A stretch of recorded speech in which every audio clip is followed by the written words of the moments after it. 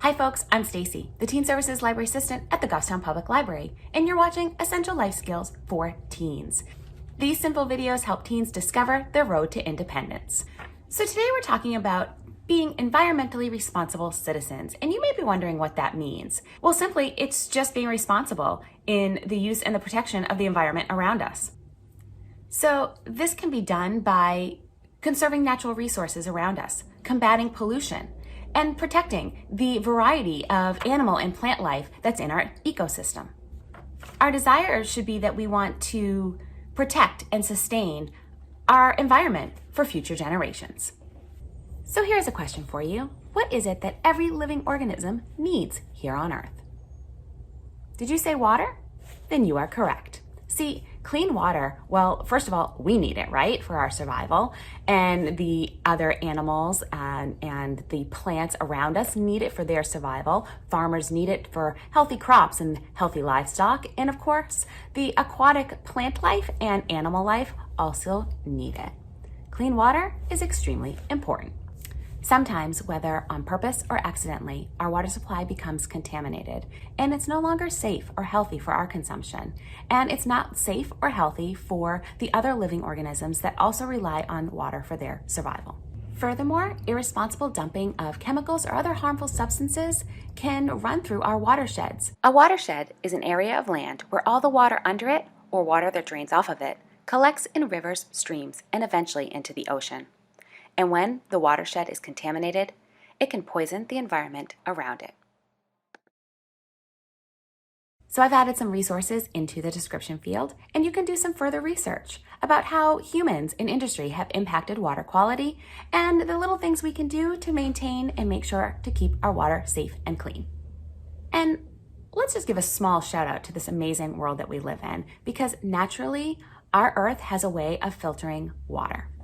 So we're going to do an experiment today that simulates the way in which our Earth works at cleaning water over time for us to use it.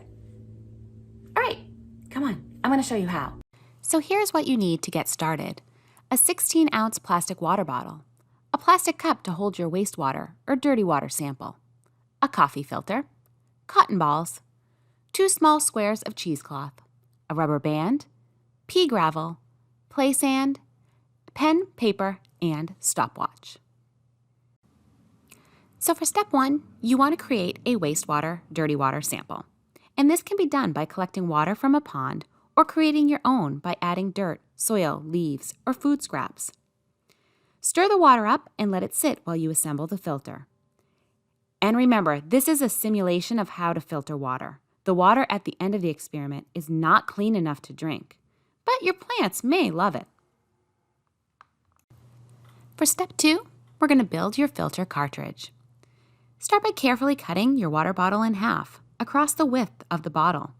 Then, using the rubber band, secure the cheesecloth to the bottle opening.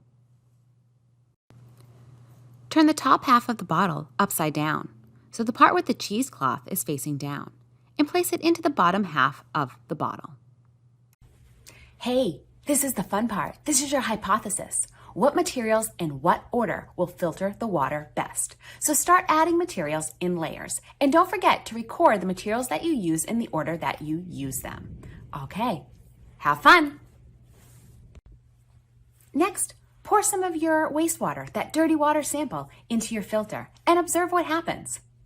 What's the condition of the water that's coming out the other end? What does it look like? How long does it take to filter through? Make sure you record this on your piece of paper. Step number 5 is to revise and test again. Was your water still pretty dirty? Well, why don't you test it again? Clean out the filter cartridge and revise the materials you used. Record the new materials and their order on your piece of paper. Return to step number 4. Test and evaluate your results again. Make sure you record any changes. So I hope this video inspired you to see how in nature that water is filtered between the different layers of soil and sand, gravel, rock, and even other natural materials like leaves. Nature is already working to clean the water before it actually even reaches the wastewater plants, making it even healthier for human consumption. But when you have a contaminated watershed, then The harder it is to get clean water, the costlier it is at your wastewater plant, and quite frankly, the more threatening it is to all the organisms around it. If you would like to read about real-life residents that took action against environmental injustices and systemic racism in their fight for clean water, then you want to pick up the book, Poisoned Water: How the Citizens of Flint, Michigan Fought for Their Lives and Warned the Nation by Candy J. Cooper with Mark Aronson. So that's it for today, folks. If you enjoyed this video, make sure that you like it below and share it with your friends. And of course, if you want to get great content from the Goffstown Public Library, I'm talking about craft videos and cooking videos and author visits, book reviews, and more, then you want to subscribe to Goffstown Public Library's YouTube channel. All right, have a great day. Bye.